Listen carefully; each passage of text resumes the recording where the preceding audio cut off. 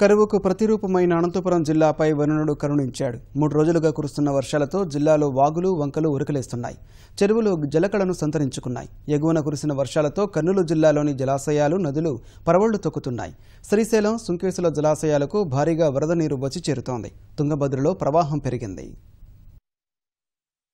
ఎన్నో ఏళ్లుగా మొహం చాటేసిన వరుణుడు అనంతపురం జిల్లాను తనివి తీరా పులకరింపజేశాడు. గత 24 గంటల్లో అత్యధికంగా జిల్లాలోని అగలిలో 11 సెంటీమీటర్లు, అత్యల్పంగా గుడిబండలో 1.5 సెంటీమీటర్ల వర్షం కురిసింది. ప్రధానంగా రాయదుర్గం, కళ్యాణదుర్గం, మడకశిర ప్రాంతాల్లో భారీ వర్షం కురిసింది. దశాబ్ద కాలంగా చుక్కనీరు లేక ఎండిపోయిన పండమేరు వంకకు నీరు చేరింది.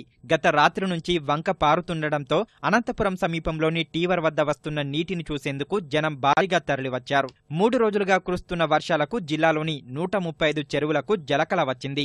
ధర్మవరం డివిజన్లో 40, పెనుగొండలో 80, అనంతపురం డివిజన్లోని 15 చెరువులు నీటితో కలకలలాడుతున్నాయి.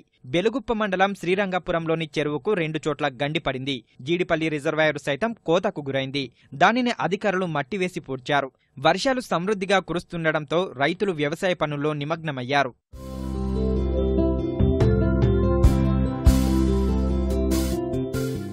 అనంతపురం జిల్లా రాయదుర్గం నియోజకవర్గంలో గత రాత్రి కురిసిన వర్షానికి పంటలు నీట మునిగాయి. కనేకల్లు, బొమ్మనహల్ మండలాల మీదుగా ప్రవహించే వేదవతి, హగరి నది పొంగి పొరలింది. పలుచోట్ల పంటలు నీట మునిగాయి. ప్రధానంగా వరి, పత్తి, టమోటా వంటి పంటల్లో నీరు చేరింది.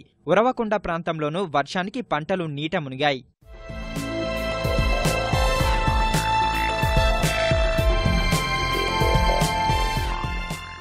కర్నూలు జిల్లాలోనూ విస్తారంగా వర్షాలు కురుస్తున్నాయి. కర్నూలు నగరంలో కుండపోత వర్షం కురిసింది. హంద్రీ నదిలో వరద నీరు ప్రవహిస్తుంది.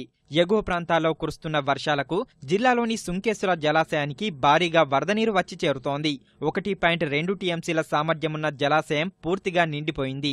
20 గేట్ల ద్వారా 1,60,000 క్యూసెక్కుల నీటిని కిందికి వదులుతున్నారు. కర్నూలు తాగునీటి అవసరాల కోసం కేసీ కెనాల్కు 2,000 క్యూసెక్కుల నీటిని మళ్లిస్తున్నారు. కర్ణాటకలో కురుస్తున్న వర్షాలకు తుంగభద్ర నదిలో వరద నీరు వచ్చి చేరుతోంది. శ్రీశైలం జలాశయంలో నీటి మట్టం క్రమంగా పెరుగుతోంది.